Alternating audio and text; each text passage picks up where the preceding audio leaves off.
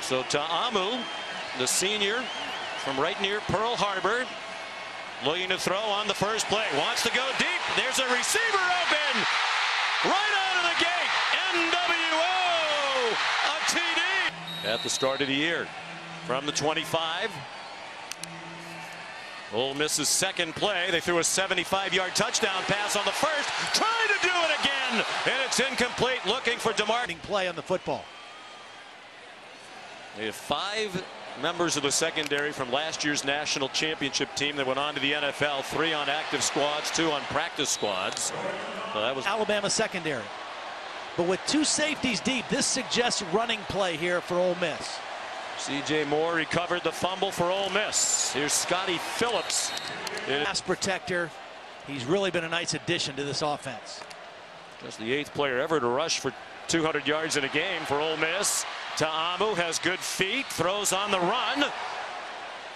Out of bounds. And his dad, Patrick, 3-time Pro Bowl defensive back to the Miami Dolphins. Ta'amu's pass deflected on 3rd. 7 touchdown passes, averaged 37 yards apiece. Scotty Phillips, nice run on first down for the Rebels. Field, find your weaknesses. Play fake to Phillips. They want to throw it on 2nd and 1, and it's dropped. Plays like that. And then they've got to convert when they get nice opportunities.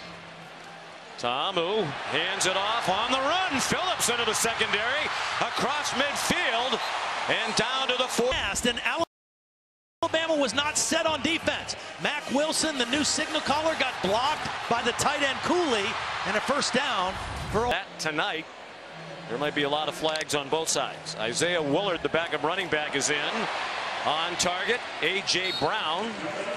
Only 1 catch for 6 yards in the game at Tuscaloosa last year. They really focused on him.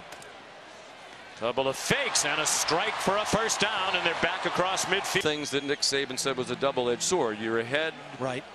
You feel comfortable perhaps making a change, but you don't want the momentum of the game to change when you have them on the ropes. He has a lot of respect for the scoring ability of this Ole Miss team. So you want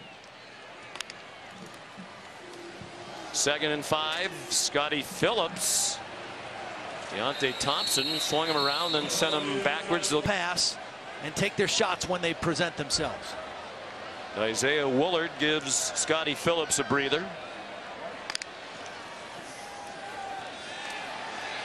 He stayed in the block for Ta'amu, on target to DK Metcalf. First down. He got chopped down to the 3rd. To stay with your plan, you got to believe you got enough time to make some plays, because what you don't want to do is force one down a little bit if you can, and try to regroup the best they can. Willard remains the back. Ta'amu faked it to him, and it's incomplete. Trying to on Rawlings right here. Last week against Southern Illinois, 9 penalty. There's the tackle, the takedown by the center, and that's a hard ask to block Quinnen. All right, Adnan. Great to be working with you tonight. Tim Tebow here in Oxford this weekend with our SEC. Because Jordan Sims gets a tackle right here, and this is Buggs over here with the hands to the face. Or actually up on the top here is Isaiah Buggs. Greg Little, the left tackle, one of the highest regarded left tackles in college football. We might have the 2 best left tackles in college football in this game tonight. He's longer and a little bit heavier than Laramie Tunsil, who was the last great left tackle they had here. And a first-round pick. Ta'amu throws a beautiful deep ball, a stride ahead of DeMar.